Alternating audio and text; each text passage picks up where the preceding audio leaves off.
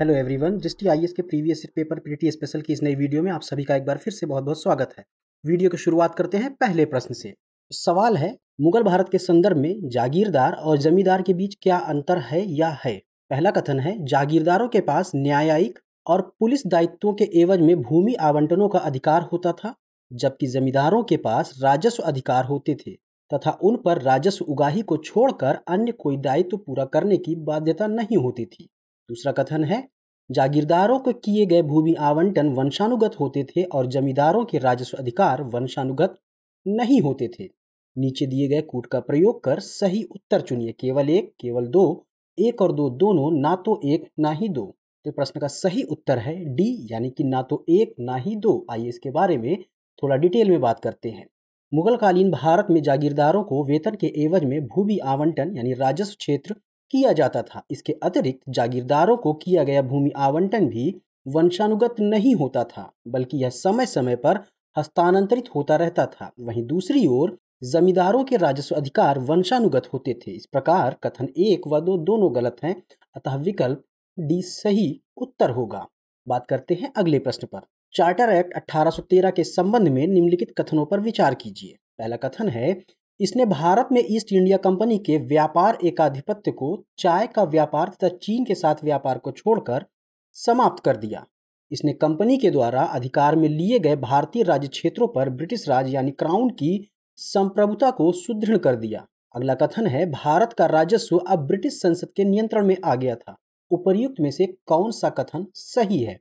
केवल एक और दो, केवल दो और तीन, केवल एक और तीन, एक, दो और तीन। तो प्रश्न का सही उत्तर है ए, यानी कि केवल एक और दो कथन सही है। आइए इसके बारे में थोड़ी सी चर्चा कर लेते हैं। चार्टर एक्ट 1813 से संबंधित मुख्य तथ्य निम्नलिखित है।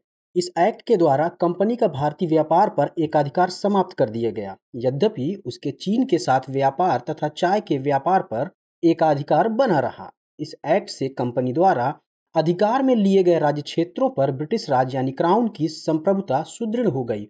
ईसाई मिशनरियों को भारत में प्रवेश की छूट मिल गई, अतः विकल्प ए सही उत्तर है। अगला सवाल है, स्वदेशी आंदोलन के संदर्भ में निम्नलिखित कथनों पर विचार कीजिए। इसने देशी शिल्पकारों के कौशल तथा उद्योगों को पुनर्जीवित करने में योगदान किया। स्वदेशी आंदोलन ने एक अव्यय के रूप में राष्ट्रीय शिक्षा परिषद की स्थापना हुई थी। उपर्युक्त में से सही कथन है या है केवल एक, केवल दो, एक और दो दोनों, ना तो एक ना ही दो। तो प्रश्न का सही जवाब है ऑप्शन सी, यानी कि एक और दो दोनों कथन सही है। बंगाल विभाजन की प्रतिक्रिया स्वरूप आरंभ हुए स्वदेशी आंदोलनों में विदेशी वस्तुओं व वस्त्रों का बहिष्कार करने के साथ साथ विदेशी स्कूलों, अदालतों, उपाधियों व सरकारी नौकरियों का भी बहिष्कार किया गया। इसके अतिरिक्त इसके अंतर्गत एक अव्यय के रूप में वर्ष 1906 में राष्ट्रीय शिक्षा परिषद की स्थापना की गई। इसके साथ ही इसके द्वारा देसी शिल्पकारों के कौशल तथा उद्योगों को भी पुनर्जीवित करने का प्रयास किया गया। इसी क्रम में प्रफुल्ल चंद्र राय द्वारा बंगाल केमिकल स्वदेशी स्टोर्स की स्थापना की गई। चलिए अगले प्रश्न पर नजर डाल लेते हैं। निम्नलिखित युग्मों पर विचार कीजिए। एक तरफ आंदोलन और संगठन दिए हुए हैं, दूसरी तरफ उससे संबंधित नायक या लीडर दिए हुए हैं। अखिल भारतीय अस्पृश्यता विरोधी लीग, अखिल भारतीय किसान सभा, आत्मसम्मान आंदोलन। नायकों में दिए हुए हैं महात्मा गांधी, स्वामी सहजानंद सरस्वती, ईवी रामास्वामी नायकर। उपर्युक्त में से कौन सा या कौन से युग्म सही सुमेलित हैं। केवल एक और दो, केवल दो और तीन, एक, दो और तीन। तो प्रश्न का सही उत्तर है डी वाला, यानी कि एक, दो और तीन तीनों ही युग्म सुमेलित हैं। आइए इस पर चर्चा कर लेते हैं थोड़ा डिटेल में। अखिल भारतीय अस्पृश्यता विरोधी लीग की स्थापना वर्ष 1932 में हुई थी। इस संगठन को हरिजन सेवक संघ के नाम से भी जाना जाता है। इसके नायक महात्मा गांधी थे। अखिल भारतीय किसान सभा की स्थापना वर्ष 1936 में लखनऊ में स्वामी सहजानंद सरस्वती द्वारा की गई थी। वहीं आत्मसम्मान आंदोलन वर्ष 1920 में ईवी रामास्वामी नायकर द्वारा दक्षिण भारत में प्रारंभ किया गया था। चलिए चर्चा करते हैं अगले प्रश्न के ऊपर। निम्नलिखित में से कौन सा एक हड़प्पा स्थल नहीं है। आपके विकल्प हैं चान्हू-दड़ो, कोटदीजी, सोहगौरा या देसलपुर। तो प्रश्न का सही उत्तर है ऑप्शन सी, यानी सोहगौरा। चान्हू-दड़ो व कोटदीजी वर्तमान में पाकिस्तान के सिंध प्रांत में स्थित हैं। ये दोनों हड़प्पा स्थल सिंधु नदी के किनारे स्थित हैं। वहीं देशलपुर वर्तमान भारत के कच्छ यानी कि गुजरात में स्थित हड़प्पा स्थल है, जबकि सोहगौरा गोरखपुर जो कि उत्तर प्रदेश में है के पास स्थित है, जहां से मौर्यकालीन अभिलेख प्राप्त हुआ है। अतः विकल्प सी सही है। अगले प्रश्न पर बात करते हैं। निम्नलिखित में से किस उभारदार मूर्ति शिल्प यानी रिलीफ स्कल्पचर शिलालेख में अशोक के प्रस्तर रूप चित्र के साथ रान्यो अशोक यानी राजा अशोक उल्लिखित है? आपके विकल्प हैं कंगनहल्ली, सांची, शहबाजगढ़ी या सोहगौरा। प्रश्न का सही उत्तर है ऑप्शन ए यानी कि कंगनहल्ली। आइए इसके बारे में थोड़ा विस्तार में जानते हैं। कंगनहल्ली वर्तमान में कर्नाटक राज्य में स्थित एक बौद्ध स्थल है। यहाँ से प्राप्त एक उभारदार मूर्ति शिल्प यानी रिलीफ स्कल्पचर शिलालेख में अशोक के प्रस्तर रूप चित्र के साथ रान्यो अशोक यानी कि राजा अशोक लिखा हुआ है। अतः विकल्प ए सही उत्तर होगा। अगला प्रश्न है, निम्नलिखित पर विचार कीजिए। बुद्ध में देवत्वारोपण, बोधिसत्व के पथ पर चलना, मूर्ति उपासना तथा अनुष्ठान उपर्युक्त में से कौन सी विशेषता या कौन सी विशेषताएं महायान बौद्ध मत की हैं या हैं? केवल एक और दो, केवल 2 और 3 या फिर 1, 2 और 3? प्रश्न का सही उत्तर है ऑप्शन डी यानी 1, 2 और 3। इसके बारे में थोड़ा डिटेल में जानते हैं। महायान बौद्ध धर्म की एक उपशाखा है। इसमें बुद्ध को देवता के रूप में स्थापित किया गया है। साथ ही मूर्ति पूजा तथा अनुष्ठान की भी मान्यता है। इसके अतिरिक्त इसमें बोधिसत्व के पथ पर चलने की भी बात है। महायान गुणों के स्थानांतरण को भी मान्यता देता है। अगला प्रश्न है, गुप्त काल के दौरान भारत में बालाश्रम यानी विष्टि के संदर्भ में निम्नलिखित में से कौन सा कथन सही है? इसे राज्य के लिए आय का एक स्रोत, जनता द्वारा दिए जाने वाला एक प्रकार का कर माना जाता था। यह गुप्त साम्राज्य के मध्य प्रदेश तथा काठियावाड़ क्षेत्रों में पूर्णतः अविद्यमान था। बालात श्रमिक साप्ताहिक मजदूरी का हकदार होता था। मजदूर के ज्येष्ठ पुत्र को बालात श्रमिक के रूप में भेज दिया जाता था। प्रश्न का सही उत्तर है ऑप्शन ए यानी इसे राज्य के लिए आय का एक स्रोत, जनता द्वारा दिया जाने वाला एक प्रकार का कर माना जाता था।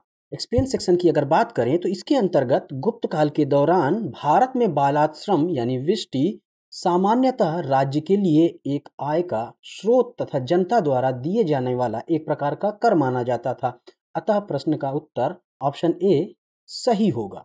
अगला प्रश्न है, किसके राज्य में कल्याण मंडप की रचना मंदिर निर्माण का एक विशिष्ट अभिलक्षण था? विकल्प है चालुक्य, चंदेल, राष्ट्रकूट या फिर विजयनगर। प्रश्न का सही उत्तर है ऑप्शन डी यानी विजयनगर। कल्याण मंडप की रचना विजयनगर साम्राज्य की मंदिर निर्माण शैली का विशिष्ट अभिलक्षण है। यह दैवीय विवाहों के आयोजन में प्रयोग होता था। अतः विकल्प डी सही उत्तर है। अगला प्रश्न है, निम्नलिखित कथनों पर विचार कीजिए। दिल्ली सल्तनत के राजस्व प्रशासन में राजस्व वसूली के प्रभारी को आमिल कहा जाता था। दिल्ली के सुल्तानों का इक्ता प्रणाली एक प्राचीन देसी संस्था थी।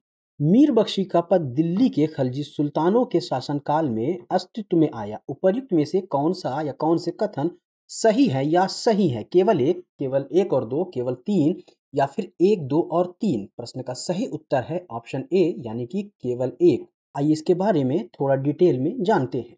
दिल्ली सल्तनत के राजस्व प्रशासन में राजस्व वसूली के प्रभारी को आमिल कहा जाता था। इक्ता प्राचीन देसी प्रणाली नहीं बल्कि यह दिल्ली सल्तनत के अंतर्गत विकसित संस्था थी। वहीं मीर बख्शी का पद दिल्ली के खिलजी सुल्तानों के शासनकाल में नहीं बल्कि मुगल काल में अस्तित्व में आया। अतः विकल्प ए सही उत्तर होगा। बात करते हैं अगले प्रश्न पर। निम्नलिखित कथनों पर विचार कीजिए। संत निम्बार्क अकबर के समकालीन थे। संत कबीर शेख अहमद सरहिंदी से अत्यधिक प्रभावित थे। उपर्युक्त में से कौन सा या कौन से कथन सही है या सही है? केवल 1, केवल 2, 1 और 2 दोनों, ना तो 1 और ना ही 2? प्रश्न का सही उत्तर है ऑप्शन डी यानी ना तो 1 ना ही 2। इसके बारे में थोड़ा डिटेल से बात कर लेते हैं।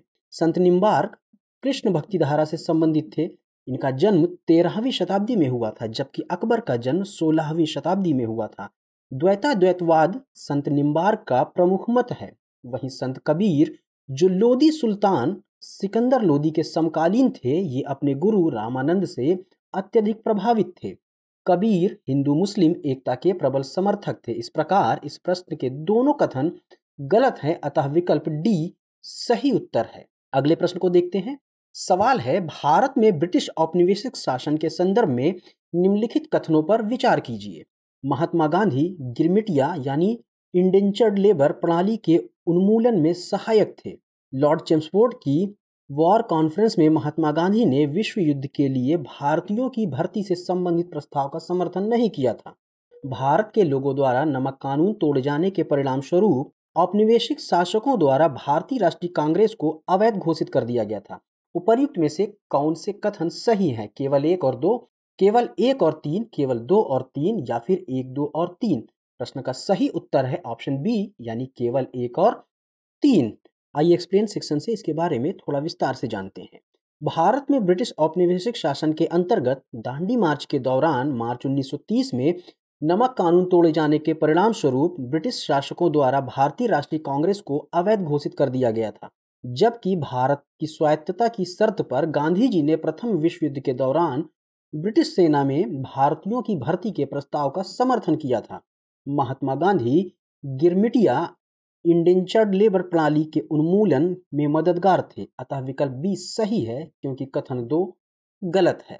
अगला प्रश्न है, भारतीय राष्ट्रीय आंदोलन के संदर्भ में निम्नलिखित युग्मों पर विचार कीजिए। एक तरफ व्यक्ति दिए हुए हैं, दूसरी तरफ उनके द्वारा धारित किए जाने वाले पद दिए हुए हैं। तो व्यक्तियों में है सर तेज बहादुर सप्रू, केसी नियोगी, पीसी जोशी। धारित पदों की बात करें तो अध्यक्ष अखिल भारतीय उदार संघ, सदस्य संविधान सभा, महासचिव भारतीय साम्यवादी दल।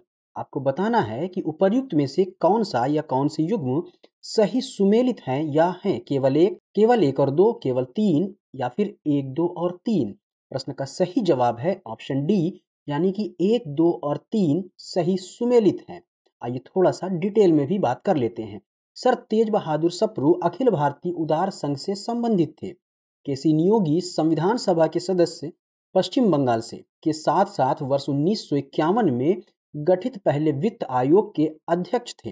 पीसी जोशी वर्ष 1935 में भारतीय साम्यवादी दल के महासचिव बने। इस प्रकार विकल्प डी सही उत्तर है। अगले प्रश्न को देखते हैं।